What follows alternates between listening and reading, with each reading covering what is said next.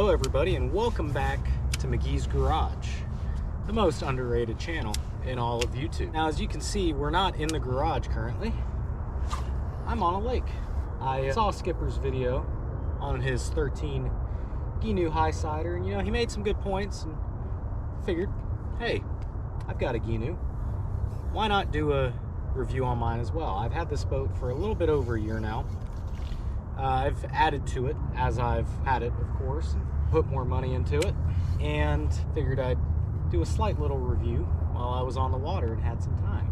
My boat in particular is a Gheenoe 15.4 Highsider. It's an 05 model, but it's basically the same as all the other years. They don't change them too much. It's overall been a pretty good boat for me. And when I say it's a good boat for me, I mean pretty much just me. I would like to preface this review with the fact that I am from Florida, born and raised, and I would never try to tear apart a brand. That being said, these boats are advertised in a way where they're supposed to be ultimately very stable. And I have a canoe that I've done plenty of fishing out of, just a regular canoe. And I will say this boat is many times more stable than a canoe, but it's still a small boat. These things are not magic. It's exactly what I say about fishing kayaks. Like, yeah, they can be super stable, but you gotta remember you're still in a kayak. When I'm in this boat and I'm fishing with my dad, not specifically him, but you know, my dad, he's a larger guy. I'm not really a large man, but a larger guy and me in here kind of has issues moving about this boat. Somebody has to stay completely still while the other guy reaches around the boat and grabs what he wants, gets up, anything like that. My boat doesn't have any issue getting up on plane with the both of us, but that's also probably because I have a 15 horse motor on this, and they're technically only rated for 9.9. They have a good weight capacity, but when you're right at that weight capacity, boy, you can feel it. It sinks down lower in the water. The handling is decreased significantly, you can feel it. They're just not really meant for two full-grown men to go out and fish 8 hours. I've never spent 8 hours in this boat. I've taken it out probably 50 times, but mostly for only a few hours at a time. And by the time that's over, and by the time I've fished for a couple hours, you're about ready to get off of it because they're not that super comfortable. They ride nice. If you're in glass, like what we're in today, they ride really nice. But if you're in any kind of chop, I wouldn't even go out. Like if it's a super windy day, don't even go out. You're just gonna hip it or go overboard or whatever. And you know, best case scenario, everything in your boat gets soaked. If you're in any kind of chop, you hit a wake or whatever, you're going to get wet. That's just part of how it is. And there's really nothing you can do about it. That's just kind of how they're designed.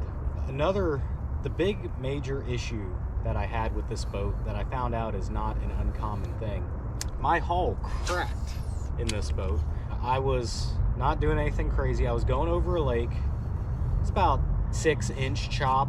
I was on plane, just making good speed. I was riding as smooth as I could without just idling. I had a friend up here in the front of the boat. She was sitting in the floor with her feet up right here. And we hit these waves, and we hit one. It might have been like slightly larger than the other chop, and my hull cracked towards the back divider or whatever of the boat. This is my first boat. I don't know all of the lingo, okay? So give me a break. But it cracked right in the middle of the back section, and we basically just booked it to the boat ramp. It had a leak, of course, and we just booked it back to the boat ramp. That was the end of our day. So that's the only major issue I could say about it. I rebuilt the transom on this boat, did some fiberglass work on it. I was able to repair it, but can't really even say this boat's super old. It's 06. That's not very old in terms of Gheenoe. So when we get to the storage, remember this is a small boat. I can store just about as much stuff on here as I can on my normal new canoe kayak. I got it to where I can walk from one end of the boat to the other pretty well, but if I had any more in here, it would feel cramped. You understand? I know you can get hatches and stuff made, but my boat doesn't have that, and I'd venture to say most of the Gheenoes in circulation don't have custom hatches or anything silly like that. Now, the good on this boat is, when I went looking for a boat, my buddy had a John boat, and we were out actually on this very lake. You know, he was like, bro, I gotta give you a ride in this thing. He had like a little Nissan 10 horsepower on it or whatever, and it was like a 12-foot John boat. He put a deck on it, and we went out, and I was hooked. I was like, man, this is the next thing I need. I need a boat. So then I started looking at John boats. I'm like, man, I really don't want a John boat. And the Gheenoe is a little bit unique. So I went ahead and got a Gheenoe. And that, you know, I talked to some people who had them in the past, and they were like, dude, those things are great. Buy one. But what I didn't know was cracking issue, everything gets wet, doesn't handle well in chop, and the weight issue when you have more than one person on the boat. But I will say it's been a good boat. I do enjoy it. I put a lot of time and money into this thing, and hopefully I get to keep it for a while. I'll never get out what I have into it, I'll tell you that right now. But that's usually how the boat game goes. But nonetheless, if you don't mind doing a little bit of work, they're great boats. They're better than a John boat. Now, if you are in a kayak and you want more water to fish, if you're on the bank and you want more water to fish, this is a good boat for you to just go out solo and try and catch something. But there are caveats to that. You can find these boats for about, after a little bit of negotiation, you can find them for about $2,000. Now, for a little bit more than that, you can get, there's two classifications of boats, in my opinion, at least small single person fishing. Well, not single person, just small fishing boats in my area. You got skiffs as a boat. You have center consoles as a boat. What isn't a boat is a Gheenoe. I consider a Gheenoe just as a boat, like 12-foot John boat, kayak, something like that. It's about like that. It's not really a tried and true boat. It's a canoe with a flat back on that you can attach a motor to. So don't buy this thinking it's the end-all be-all boat, because it's not. And one more issue I had on this boat was the trolling mounts cracked right up at the corner where they mount to the boat, and it goes out like that. Now you might say, oh, well, you know, probably got an off-brand trolling motor. This is a Gheenoe trolling motor mount. Okay, this is what they sell you at Gheenoe. I purchased this from a guy, and it was cracked when I got it, and I already knew that they cracked. So I was like, all right, cool. But let's move on to the positives. If you just want to get out and fish in the middle of a lake or on the backside of a lake, this is a great boat to have. It's way better than swimming or wading, I'll tell you that right now. You get into very shallow water with this if you're fishing the flats. They float very shallow if it's only you in the boat.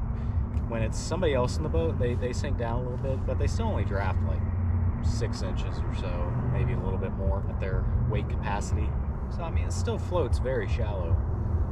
I wouldn't recommend this for larger bodies of water. Definitely wouldn't take this in the intercoastal or very far out into the Gulf.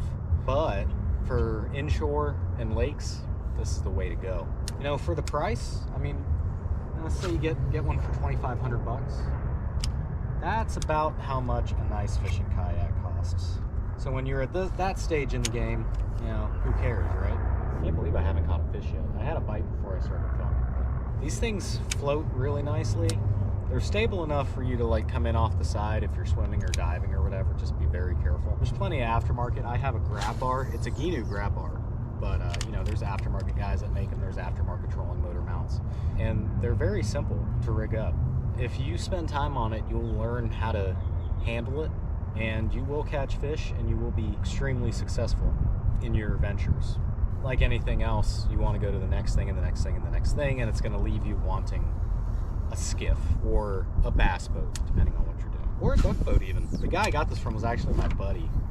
The hull, I got the hull from my buddy, and he used it as a duck boat.